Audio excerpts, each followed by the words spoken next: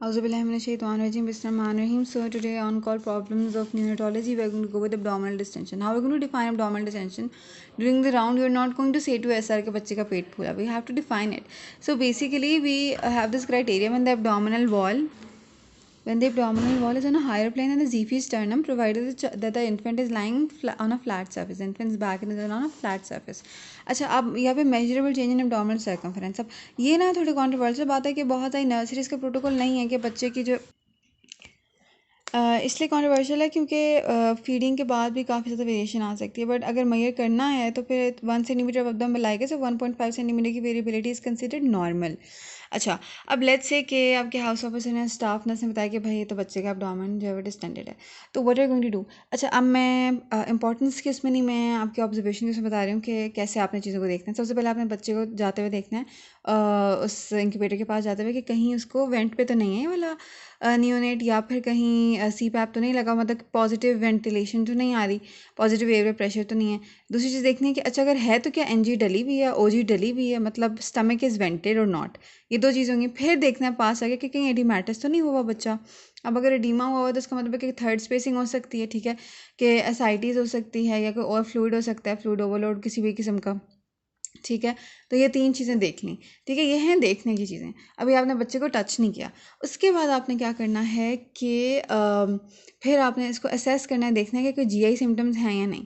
GI symptom में कहीं कोई वॉमिटिंग इमीसिस तो नहीं है. उसके बाद जो है वो दूसरी चीज़ करनी है कि एब्डोमेन को हमें देखना है कि सॉफ्ट है या फर्म है. अगर सॉफ्ट है ना तो बिनाइन भी हो सकता है ये, ठीक है.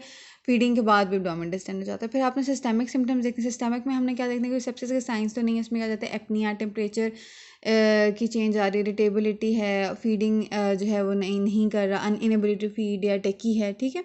तो आपने सेप्सिस का वर्कअप कराना है और फिर आपने देखना है कि बच्चे की फीडिंग, मेन इंपॉर्टेंट चीज़ की फीडिंग कैसी है, ठीक है. एनजी तो नहीं डली हुई, ठीक है. एनजी अगर है तो कहीं बहुत ज़्यादा तो नहीं जा रहा, क्योंकि प्री मेच्योर में तो वैसे ही कम देना होता है, कहीं ओवरलोड तो नहीं हो रहा. उसके बाद आ जाता है कि जो मोस्ट इंपॉर्टेंट थिंग कि स्टूल पास हुआ है कि नहीं हुआ, ठीक है. अगर 12 to 24 आवर्स गुजर गए हैं, 12 to 24 और स्टूल पास नहीं होता, इसका मतलब है कि कॉन्स्टिपेशन है, ठीक है. और इसके अलावा अगर जो है वो कुछ दिन का हो गया और अभी तक स्टूल किया ही नहीं, तो इसका मतलब इंटेस्टाइनल ऑब्स्ट्रक्शन है, या विद इन 48 आवर्स अगर नहीं किया तो मतलब मेकोनियम माइलेस है, तो फिर वो सारी चीज़ें होंगी. तो अगर हम इसको दोबारा असेस करें तो आपने दूर से देखा कि बच्चे को पॉजिटिव एयर प्रेशर तो नहीं डला हुआ, उसको जो है वो अगर है तो वो वेंटेड है उसका स्टमक, ठीक है. उसके बाद आपने एडिमा करे देख ली, ये 3 चीज़ें. फिर असेस किया तो आपने जीआई सिम्टम्स देखे, सेप्सिस की चीज़ें देखी और इसके अलावा फीडिंग के बारे में देखा. उसके बाद आपने स्टूल का क्वेश्चन किया. तो ये सारे पॉइंट्स जो हैं वो आपने एब्डोमिनल डिस्टेंशन में देखने हैं. अच्छा, लेट्स से हमने सारे पॉइंट्स देख लिया. हमारे जो हैं क्या क्या रीजंस हो सकती हैं. तो इसमें हमारे पास हो सकता है कि ऑब्स्ट्रक्टेड है स्टमक, ठीक है, ऑब्स्ट्रक्टेड है सॉरी गट. ऑब्स्ट्रक्शन में स्मॉल बाउल भी हो सकती है, लार्ज बाउल भी हो सकती है. अगर स्मॉल बाउल है तो उसमें ज़्यादातर इमीसिस होता है साथ. लार्ज में ऑब्स्ट्रक्शन के साथ डिस्टेंशन और इमीसिस नहीं होता, ठीक है, मतलब इतना नहीं है. ऑब्स्ट्रक्शन के अलावा क्या हो सकता है एग्जैक्टली हमारे पास परफोरेशन हो सकती है जो बहुत कॉमन है. इसके अलावा क्या हो सकता है पेशेंट को नेक्रोटाइजिंग एंटेरोकोलाइटिस अलग से, खुद परफोरेशन की कॉज भी अलग से भी, मतलब एज ए सेपरेट एंटिटीज हम डिस्कस करेंगे, विच इज इंपॉर्टेंट. सेप्सिस हो सकता है, ठीक है, या फिर कोई एनाटॉमिकल अबनॉर्मैलिटी है, कोई ऑर्गेनोमेगली, टेफ है, कोई हेपेटोमेगली तो नहीं है. फिर आ जाता है हमारे पास कहीं गैस्ट्रोपरीसिस तो नहीं है. किस में होता है, एक तो हमारे पास अडल्ट में होता है ना डायबिटिक गैस्ट्रोपरीसिस, ये होता है प्री मेच्योर बच्चों में, उनका भी गट इतना डेवलप ही नहीं हुआ होता. फिर कॉन्स्टिपेशन तो नहीं है, ठीक है. तो ये सारी वजूहात जो हैं वो हमारे पास आ जाती हैं.